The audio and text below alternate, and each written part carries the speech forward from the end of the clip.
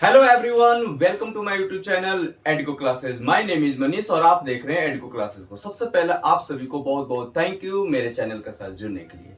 दोस्तों, अगर आप इस वीडियो को पहली बार देख रहे हैं तो प्लीज हमारे इस चैनल को सब्सक्राइब कर लीजिए और बेल आइकन को प्रेस कर लीजिए ताकि हमारा हर वीडियो का नोटिफिकेशन आपको सबसे पहले मिले और आपकी प्रिपरेशन और भी अच्छी डायरेक्शन में मूव हो। दोस्तों, आज मैं डिस्कस करने जा रहा हूं कि आईसीटी का क्वालिटी एग्जामिनेशन में क्या रोल है।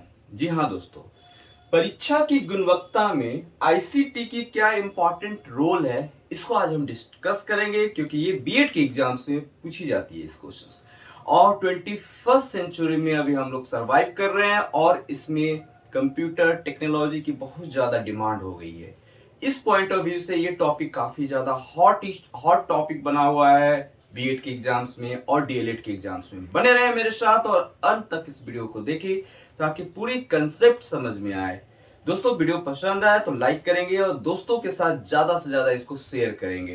पीडीएफ चाहिए तो आपको डिस्क्रिप्शन बॉक्स में लिंक रहेगा, उसको आप डाउनलोड करके क्लिक करके डाउनलोड कर सकते हैं। दोस्तों, इसमें हम बताएंगे कि आईसीटी का जो रूल्स है, पहले हम जानेंगे कि आईसीटी होती क्या है, उसके बाद जानेंगे कि आईसीटी का कैसे एग्जाम्स में इक्वालिटी यानी जो हमारा परीक्षा है उसकी गुणवत्ता सुधारने में आईसीटी का रोल क्या है।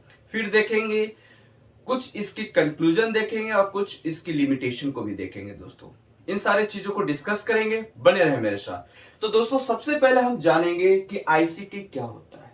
तो आईसीटी का फुल फॉर्म होता है इंफॉर्मेशन एंड कम्युनिकेशन टेक्नोलॉजी।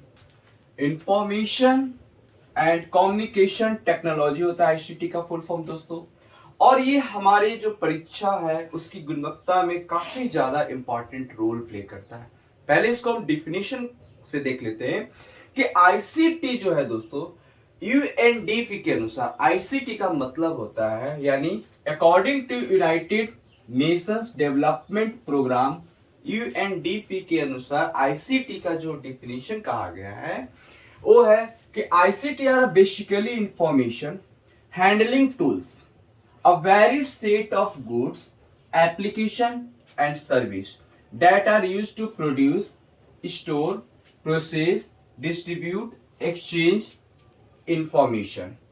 दोस्तों, कह रहा है कि आईसीटी एक एप्लीकेशन है, एक टूल्स है, एक गुड्स है जिसमें हम क्या करते हैं, डेटा को प्रोड्यूस करते हैं, डेटा को स्टोर करते हैं, डेटा को प्रोसेस करते हैं, डेटा को डिस्ट्रीब्यूट करते हैं, डेटा को एक्सचेंज एंड जो इंफॉर्मेशन उससे एक्सचेंज करते हैं। आईसीटी जो दोस्तों होती है दो तरीके से इस पे डिफाइन किया गया है यूएनडीपी के तरफ। एक पुरानी आईसीटी के बारे में डिफाइन किया गया, एक न्यू आईसीटी के बारे में कहा गया।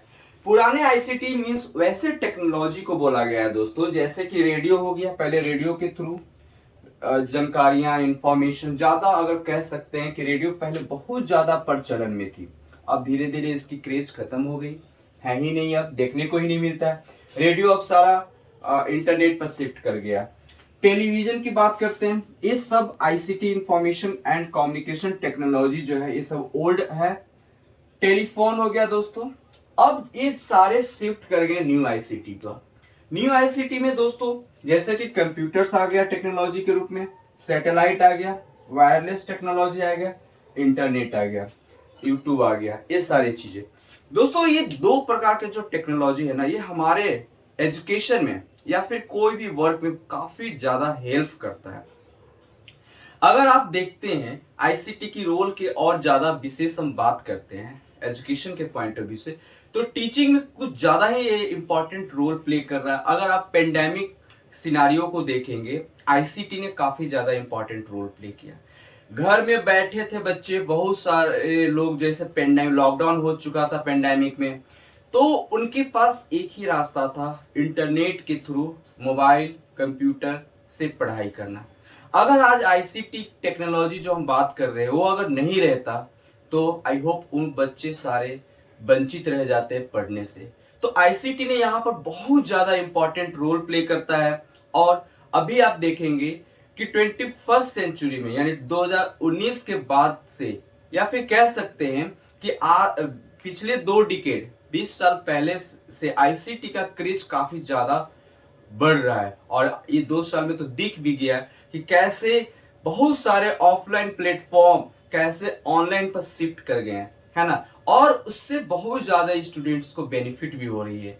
आप घर बैठे दुनिया का उस उन सारे तमाम टीचर से उन सारे इंफॉर्मेशन को आप गैदर कर सकते हो घर बैठे। तो आईसीटी हमारे एजुकेशन में कैसे इंपॉर्टेंट रोल प्ले करता है दोस्तों, उसको देखते हैं। तो आईसीटी सबसे पहले आप कोई भी डेटा, अगर आपको इंफॉर्मेशन चाहिए तो आप आईसीटी यानी नेट के थ्रू आप सर्च करेंगे डेटा, और तुरंत आप घर बैठे उस इंफॉर्मेशन को, उस डेटा को आप एक्वायर्ड कर सकते हैं। सेकंड नेक्स्ट जो है कि आईसीटी जो इंपॉर्टेंट होती है स्टूडेंट्स की इवैल्यूएशन में भी दोस्तों, टेस्टिंग में भी, ये टीचिंग जो रिमेडियल्स, टीचिंग की जो गुणवत्ता के सुधार में भी आईसीटी इंपॉर्टेंट रोल प्ले करता है। कैसे? तो आईसीटी आप देखेंगे कि अगर किसी स्टूडेंट्स ने टेस्ट दिया, ठीक है ना, क्वेश्चन पेपर अगर आईसीटी जैसे नेट पर अवेलेबल है, उसको आपने टेस्ट दिया, आपका मार्क्स अगर कम आ गया तो फिर से आप रिटेस्ट दे सकते हैं। तो ये आपके लिए बेनिफिट होता है, फिर से आपको क्वेश्चन पेपर बनाने की जरूरत नहीं है। ऑफलाइन में क्या होता था कि एक बार क्वेश्चन पेपर बन जाने के बाद, उसका यूज हो जाने के बाद फिर रीयूज नहीं कर सकते थे, लेकिन ऑनलाइन में उसको रीयूज कर सकते हैं, बहुत बार आप उसका रीयूज कर सकते हैं। दूसरी चीज, अगर टीचर्स को इवैल्यूएट करना है बच्चे को, तो तुरंत एट ए टाइम उस पेपर को देखकर आपका रिजल्ट क्या कर सकता है, जारी कर सकता है। जहां भी प्रॉब्लम है उस प्रॉब्लम को हाईलाइट करके आपको नेट पर या फिर अपने स्कूल के साइट पर, कॉलेज के साइट पर वो डॉक्यूमेंट्स को अपलोड कर देगा, और उसके अकॉर्डिंग आप तुरंत घर बैठे चेक कर सकते हैं। आपकी टेस्टिंग घर बैठे हो सकता है, आप टेस्ट घर बैठे दे सकते हैं, कहीं जाने की जरूरत नहीं है, ठीक है ना। इन सारी चीजें बेनिफिट आ गई। दूसरी चीज है कि आईसीटी में आपका जो रिसोर्सेज है, जैसे कि जो वेस्टिंग होती थी पेपर का, वो सारे सेव हो गया आईसीटी के वजह से। तो इस तरीके से हमारे आईसीटी इंपॉर्टेंट रोल प्ले करता है टीचिंग्स में। एग्जामिनेशन की गुणवत्ता को बढ़ाने के लिए सारा कुछ भी आईसीटी इंपॉर्टेंट रोल प्ले करता है। देखते हैं सारा कुछ कि कैसे आईसीटी एग्जामिनेशन की गुणवत्ता को बढ़ाने में हेल्प करता है दोस्तों। तो बने रहे मेरे साथ और देखते रहे एडुको क्लासेस को। दोस्तों अब हम बात करेंगे क्वालिटी एजुकेशन हमारे लाइफ में कैसे इंपॉर्टेंट रोल प्ले करता है। एज अ स्टूडेंट या एज अ टीचर, एग्जामिनेशन एक ऐसी पैरामीटर है जो आपकी असेसमेंट, आपकी जजमेंट करने में काफी ज्यादा इंपॉर्टेंट रोल प्ले करता है। एग्जामिनेशन एक ऐसे प्रोसेस है दोस्तों जिससे आप किसी भी स्टूडेंट को, आप किसी भी पर्सन को जज कर सकते हैं, चाहे वो स्टूडेंट कॉलेज के लेवल पर हो, चाहे वो स्टूडेंट स्कूल के लेवल पर हो, चाहे वो एग्जामिनर या एग्जामिनी कॉम्पिटिटिव लेवल पर हो। दोस्तों हर एक स्टेज पर एग्जामिनेशन एक ऐसा पैरामीटर माना गया है जिसके थ्रू स्टूडेंट को पास या फेल अनाउंस की जाती है। दोस्तों उसी को देखते हैं कि एग्जामिनेशन हमारे लाइफ में कैसे इंपॉर्टेंट रोल प्ले करता है। दोस्तों इंडिया की अगर हम बात करें तो we survive in India and system, हम लोग इंडियन सिस्टम में रहते हैं, इंडिया कंट्री में रहते हैं, और यहाँ पर हर एक चीज, अगर आपको पानी है तो एक एग्जामिनेशन से गुजरना होगा, चाहे आपको जॉब लेनी है, चाहे आपको डिग्री लेनी है, चाहे लाइफ में कुछ भी पानी है, तो आपको हर एक स्टेज पर एग्जाम देना होगा, आपको फेस करनी होगी दोस्तों। तो यहाँ पर एग्जामिनेशन के काफी पिवोटल रोल हो जाता है, इंपॉर्टेंट रोल हो जाती है।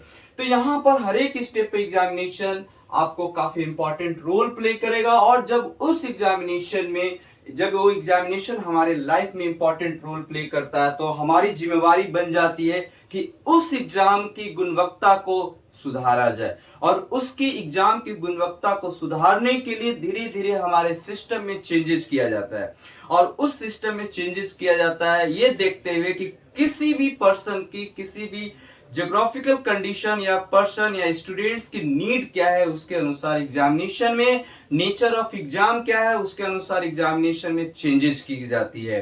तो यहाँ पर चीजें देखते हैं कि एग्जाम जो एक ऐसा प्रोसेस है दोस्तों जहां पर स्टूडेंट को इनकरेज करता है। जब आप एग्जाम एक इनकरेज करने का एक माध्यम भी कह सकते हैं, सिर्फ स्टूडेंट को ही इनकरेज नहीं करता, ये टीचर को भी इनकरेज करता है। कैसे? पहले स्टूडेंट को देखते हैं कि कैसे इनकरेज करता है। एग्जामिनेशन जब भी कोई कंडक्ट किसी भी पर्पज से आप एग्जाम दे रहे हो, तो आप एग्जामिनेशन के पॉइंट ऑफ व्यू से आप पढ़ाई करोगे, डिफरेंट डिफरेंट बुक को आप रेफर करोगे और उससे आप इंफॉर्मेशन को कलेक्ट करोगे, गैदर करोगे और उस हिसाब से आप एग्जामिनेशन में बेस्ट करने की कोशिश करोगे।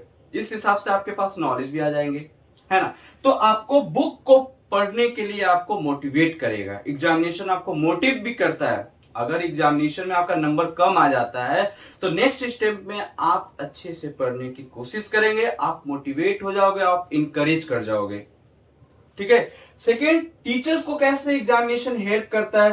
टीचर्स को भी मोटिवेट करता है। टीचर का सैलरी, टीचर की प्रोग्रेस किस पर डिपेंडेंट होती है? बच्चे की परफॉर्मेंस पर। आप देखे होंगे कि बच्चे का परफॉर्मेंस डाउनफॉल में अगर जाता है, नीचे गिरती है, तो टीचर पर क्वेश्चनिंग की जाती है एडमिनिस्ट्रेशन के थ्रू या फिर जिस फील्ड में टीचर्स इन्वॉल्व है उसके थ्रू। तो उससे क्या होता है कि टीचर की प्रोग्रेस, टीचर्स की इनकरेजनेस भी डिपेंड करता है कि बच्चे की प्रोग्रेस परफॉर्मेंस कैसा है। इसलिए बच्चे की परफॉर्मेंस को अच्छा करने के लिए टीचर भी चाहता है एग्जामिनेशन अच्छा से अच्छा हो और उसमें पेपर में वैलिडिटी, रिलायबल जैसे क्वेश्चन को सेट की जाती है। वैलिडिटी और रिलायबिलिटी जो क्वेश्चंस पर मैंने एक असेसमेंट फॉर लर्निंग में वीडियो बना दिया है दोस्तों, आप देख सकते हैं कि कैसे क्वेश्चन पेपर को तैयार करते समय आपकी क्वेश्चन की स्टैंडर्ड होनी चाहिए, ज्यादा टिपिकल, ज्यादा डिफिकल्ट नहीं होनी चाहिए। वैलिडिटी, आप जिस पर्पज से एग्जाम देने जा रहे हो उसके अकॉर्डिंग क्वेश्चन होनी चाहिए और आपका जो कह सकते हैं दैट इज कॉल्ड वैलिडिटी। और रिलायबल का मतलब होता है दोस्तों कि रिलायबिलिटी आपके जो कॉमन जो लाइफ है, डे टू डे जो लाइफ है, रिलायबिलिटी की क्वेश्चंस की जो मार्क्स है ज्यादा फ्लैक्चुएट ना करे। कोई अगर आपका पेपर चेक कर रहा है तो उस पेपर को चेक करते समय ध्यान रखेंगे कि एक पर्सन अगर पेपर चेक किया, दूसरे पर्सन अगर पेपर चेक किया, तो दोनों पर्सन की चेक किए हुए मार्क्स जो दिया गया है वो मार्क्स में ज्यादा वेरिएंट ना दिखे। देख सकते हो जाके वीडियो प्लेलिस्ट में दिया गया है कि वैलिडिटी क्या होती है और रिलायबिलिटी क्या होती है, क्वेश्चंस में बनाते समय सबकी ध्यान क्यों दी जाती है। नेक्स्ट, दूसरी बात कि एग्जामिनेशन जो होता है एक इफेक्टिव इंस्ट्रूमेंट कहा गया है। क्या कहा गया है इसे? एक इफेक्टिव इंस्ट्रूमेंट कहा गया है ताकि क्वालिटी, एजुकेशन की क्वालिटी और एजुकेशन की क्वांटिटी को इवैल्यूएट किया जाए, मूल्यांकन किया जा सके। एग्जामिनेशन इसीलिए असेसमेंट फॉर लर्निंग में आईसीटी का जो रोल है एग्जामिनेशन में उसी का एक पार्ट है। तो इसमें इसीलिए कहा गया है कि इवैल्यूएट, बच्चा को आप स्कूल में time to time formative assessment, time to time आप बच्चों को मूल्यांकन कर सकते हैं ड्यूरिंग सिलेबस, ड्यूरिंग कोर्स। जैसे कि आप देखते होंगे कि इस एग्जाम स्कूल्स में वीकली टेस्ट ली जाती है, क्वार्टरली टेस्ट ली जाती है, मंथली टेस्ट ली जाती है। तो इस प्रकार की टेस्ट इसलिए ली जाती है ताकि जो बच्चे में जो प्रॉब्लम्स है, बच्चे में जो इंप्रूवमेंट की जो नीड है, जरूरत है, उसको फिर से ऐड ऑन करके बच्चों को बेस्ट किया जाए। सेशन सेमेस्टर को खत्म होते होते तक उसको उस सेशन के लायक बना दिया जाए दोस्तों। इसलिए इवैल्यूएशन की जाती है, असेसमेंट की जाती है, ठीक है। तो यहां पर चीजें समझ में आ गई कि एग्जामिनेशन एक इंस्ट्रूमेंट है जिसको इवैल्यूएट किया, क्वालिटी एजुकेशन या क्वांटिटी एजुकेशन को मेजर करने के लिए, इवैल्यूएट करने के लिए यूज किया जाता है। तो अब हम देखेंगे कि क्वालिटी एग्जामिनेशन बनाने के लिए हमें क्या क्या नीड होता है। दोस्तों अब हम बात करेंगे आईसीटी बेस्ड एग्जामिनेशन सिस्टम को। आईसीटी आने से पहले हमारी एग्जामिनेशन का जो फॉर्मेट था, ये एग्जामिनेशन लेने का जो प्रोसेस थी, तरीका था, सिस्टम था, वो आपका मैनुअल था। मैनुअल में बहुत सारे प्रॉब्लम्स आती थी। वो प्रॉब्लम जैसे कि पहला जो प्रॉब्लम आना, एक्सपेंसेस, बहुत ज्यादा expenses, waste of paper, paper की ज्यादा वेस्टेज होना।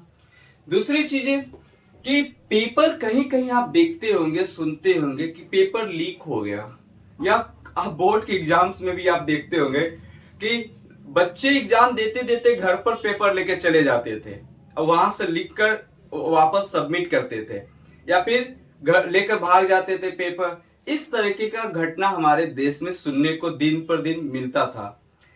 तो उस सारे सिस्टम को धीरे धीरे सुधार करने के लिए आईसीटी को लाया गया। इंफॉर्मेशन एंड कम्युनिकेशन टेक्नोलॉजी की मैं बात कर रहा हूं। दोस्तों मैनुअल जो एग्जामिनेशन होता है उसमें अलग अलग ब्रांच भी बनाई जाती है। पेपर को अगर मान लेते हैं कि फिजिकली उसको प्रिजर्व करना है, उसे एक स्टोर करना है, तो उसके लिए एक फिजिकल ब्रांचेज बनाना पड़ता था। फिर उसके बाद सेक्रेसी ब्रांच बनानी पड़ती थी। अब क्वेश्चन पेपर आउट ना हो उसके लिए सेक्रेसी ब्रांच बनानी पड़ती थी। उसके अंडर में बहुत सारे क्वेश्चन पेपर उसमें स्टोर रहती थी। अब कभी कभी उसी सेक्रेसी ब्रांच को जिसको जिम्मेवारी दिया गया उसी का दिमाग घूम गया, पैसे के लोभ में आकर क्वेश्चन पेपर बेच दिया, तो आपको क्या पता। तो ये सारी चीजें को रोकने के लिए आईसीटी लाया गया। एक और ब्रांच बनाई जाती थी इवैल्यूएशन ब्रांच, और दूसरा है कंडक्ट ब्रांच, है ना, मूल्यांकन ब्रांच, और दूसरा है एग्जाम को कंडक्ट करने के लिए कंडक्ट ब्रांच बनाई जाती थी। ये सारे मैनुअली हो रहे हैं। अब ये इतने सारे ब्रांच बनाने के लिए आपको क्या करना, आप सारे सिस्टम पर कंट्रोल नहीं कर सकते। आप कहां कहां फेयरनेस, मतलब 100% फेयरनेस के एक्सपेक्टेशन नहीं कर सकते। इसी सबको चीजों को हटाने के लिए आईसीटी को लाया गया। आईसीटी इन सारे ब्रांच को हटाकर एक सिस्टम में सारे को इंक्लूड कर दिया गया।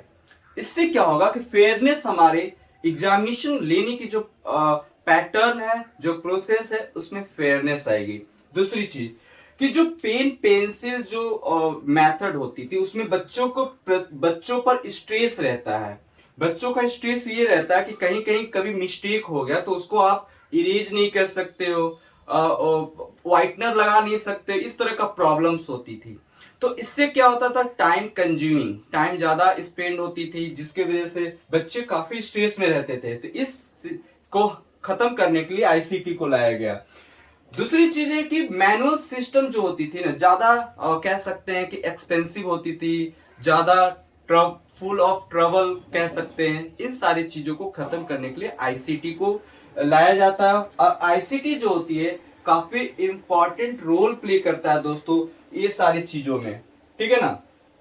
जब आईसीटी लाया गया तो उससे क्या हुआ कि उससे आपका, जैसे कि अगर मान लेते एग्जामिनेशन का नोटिस को अनाउंस करनी है या फिर उसको रिलीज करना है, तो तुरंत इंटरनेट पर डाल दिया गया और डेट जो भी हो आपका रिलीज हो गया या अनाउंस कर दिया गया। ई एडमिट कार्ड या फिर ई मार्कशीट की बात करते हैं तो वो सारी चीजें आपको नेट से, इंटरनेट से, यानी इंफॉर्मेशन कम्युनिकेशन टेक्नोलॉजी से आपको मिल जाएगा। घर बैठे जाके आप एग्जाम दे सकते हैं।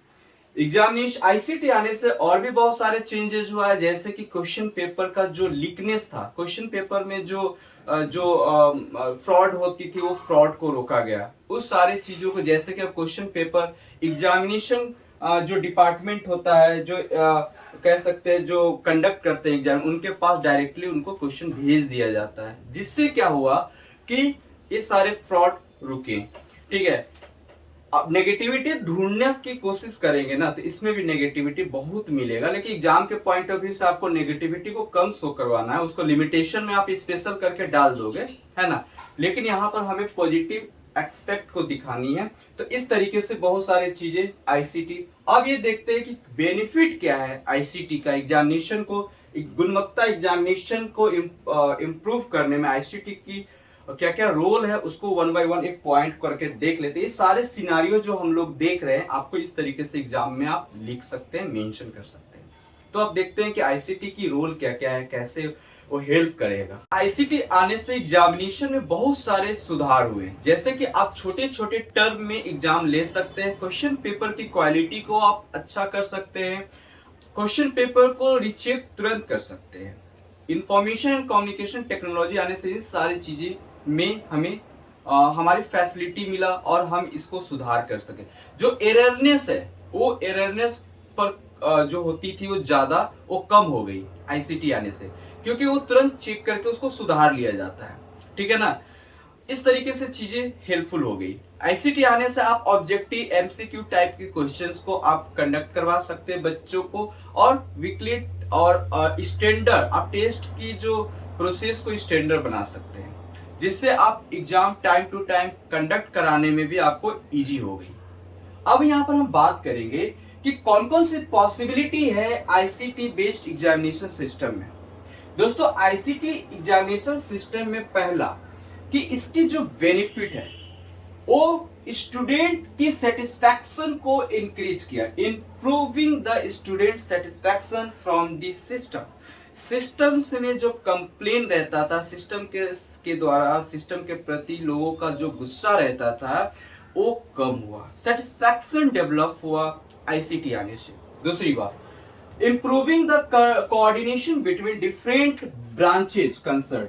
जो अलग अलग ब्रांचेज की जो जिम्मेवारी दी जाती थी ऑफलाइन मैनुअल एग्जामिनेशन में, उनकी कोऑर्डिनेशन बन नहीं पाती थी। इस वजह से आईसीटी लाया गया और आईसीटी की वजह से कोऑर्डिनेशन जो हुआ ब्रांच के बीच में वो बनने लगा और एग्जामिनेशन अच्छे से कंडक्ट होने लगी।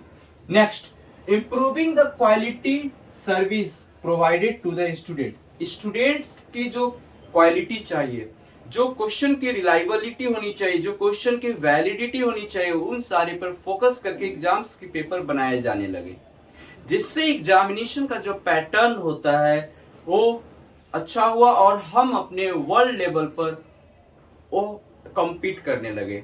नेक्स्ट जो एग्जामिनेशन का जो न्यू एजुकेशन पॉलिसी 2020 में भी बात कही गई है, एग्जामिनेशन पैटर्न रोट लर्निंग पर नहीं होना चाहिए। ऐसे हम एनसीएफ नेशनल करिकुलम फ्रेमवर्क 2005 की भी अगर हम बात करें तो वहां पर भी बताया गया learning without burden, learning skillful होनी चाहिए, लर्निंग प्रैक्टिकल बेस्ड होनी चाहिए। किसके अगेंस्ट में? रोट लर्निंग, मेमोराइजेशन लर्निंग के अगेंस्ट में हमारी लर्निंग स्किलफुल होनी चाहिए। रोट लर्निंग पर फोकस नहीं करना है, ठीक है ना। नेक्स्ट, हेल्पफुल हो गया, bring transparent examination system. Transparency आ गई, आईसीटी आने से ट्रांसपेरेंसी आ गई एग्जामिनेशन, और एग्जामिनेशन की जो क्वालिटी हो उसमें इंप्रूव हो गई, which can be assessed by the students. अब देखो कि जब ट्रांसपेरेंसी आया तो आप असेस कर सकते हैं, आप खुद से भी अपना असेसमेंट कर सकते हैं, मूल्यांकन कर सकते हैं कि मैंने जो पेपर दिया उस पेपर में कितना मार्क्स आया, कौन से पेपर कितना। जैसे कि अभी सीईटी का एग्जाम्स हुई थी, है ना, तो सीईटी का जब एग्जाम्स हुआ था तो उसमें आप देखे होंगे कि पेपर आपको नेट पर अपलोड कर दिया गया, है ना, कितना मार्क्स किसको कितना है, आपने किस क्वेश्चन का आंसर क्या ऑप्शन देकर आए हो, ये सारा कुछ आपको कंप्यूटर पर इंटरनेट पर अपलोड कर दिया गया साइट पर, और आप ट्रांसपेरेंसी के साथ आप देख लिए। तो इस तरीके से ट्रांसपेरेंसी आ जाता है एग्जामिनेशन सिस्टम में, और अपना असेसमेंट असेस खुद कर सकते हैं। आपकी असेसमेंट आपके पेरेंट्स भी कर सकते हैं और आपकी जो एजेंसी है वो भी कर सकता है, यानी ओपनली आपके नेट पर आने से कोई भी आपका पेपर चेकआउट कर सकता है। दूसरी जो डिपेंडेंसी होती थी मैन पावर पर, यानी मैन पावर पर जो डिपेंडेंसी होती थी उससे आईसीटी आने से वो कम हो गई, less dependency on man power, ठीक है। उसके बाद helpful in communicating with the students, teachers, paper setters. ध्यान रखिएगा, पेपर सेटर एग्जाम सेटर की बात नहीं कर रहे हैं, ठीक है ना। जो helpful communicating with the students की हेल्प करने में आईसीटी काफी ज्यादा इंपॉर्टेंट रोल प्ले किया। टीचर को हेल्प करने में ज्यादा आईसीटी इंपॉर्टेंट रोल प्ले किया। पेपर सेटर जो होते थे अच्छे से पेपर सेट करने लगे और उनको ज्यादा जो टाइम जो कंज्यूमिंग होती है वो उस टाइम को अच्छे से अच्छे पेपर सेट करने में लगाने लगे।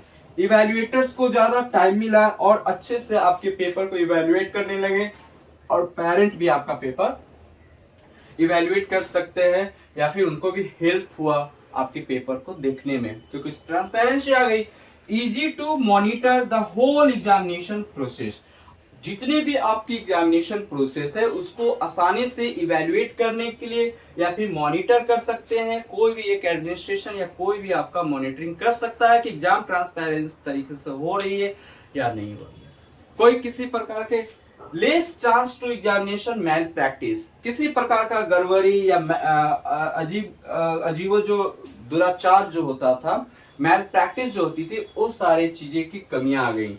इन्वायरमेंटल फ्रेंडली होने लगी एग्जाम्स आईसीटी आने से, क्योंकि पेपर बचने लगा। जब पेपर बचा तो हमारा ट्री को हम लोग सेव करने लगे, है ना। इस तरीके से आईसीटी काफी ज्यादा इंपॉर्टेंट रोल प्ले कर रहा है और आने वाले डेट में ऐसा लगता है कि आपके सामने ये जो बुक्स है ना 150 साल बाद अगर देखा जाए तो सारा डिजिटल मीडियम में पढ़ाई होगा, ये 100% श्योर है। ठीक है, अब इसमें कुछ कुछ अभी प्रॉब्लम आई। क्या प्रॉब्लम आई? लिमिटेशंस, चैलेंजिंग हमारे पास है अभी फिलहाल।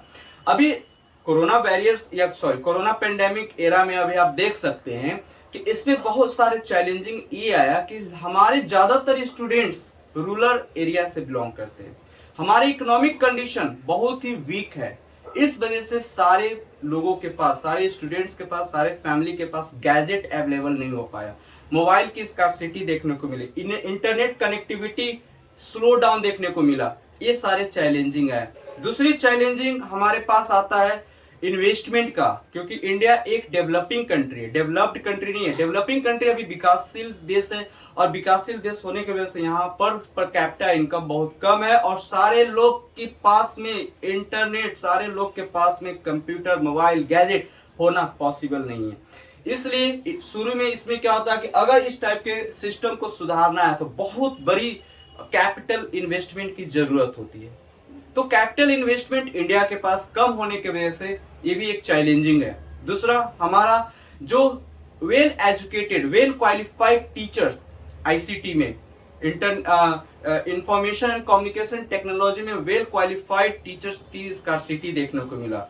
ये सारे अभी चैलेंजिंग है। ये आने वाले डेट में ये सारे सुधार हो सकती है। ऐसा नहीं है कि सुधार नहीं हो, सुधार किया भी जा रहा है, लेकिन ये बहुत अच्छी बदलाव है और बहुत अच्छा है कि आप घर बैठे कहीं भी किसी से भी पढ़ाई कर सकते हैं। और अच्छा, कल के डेट में ऐसा भी सुनने में आ रहा है कि जो बायजूस है दोस्तों, वो बायजूस क्या करने जा रही है, आप कहीं भी पढ़ाई करो, इंडियन गवर्नमेंट इंडियन गवर्नमेंट के साथ डील करेगा बायजूस और सर्टिफिकेट देगा आपको।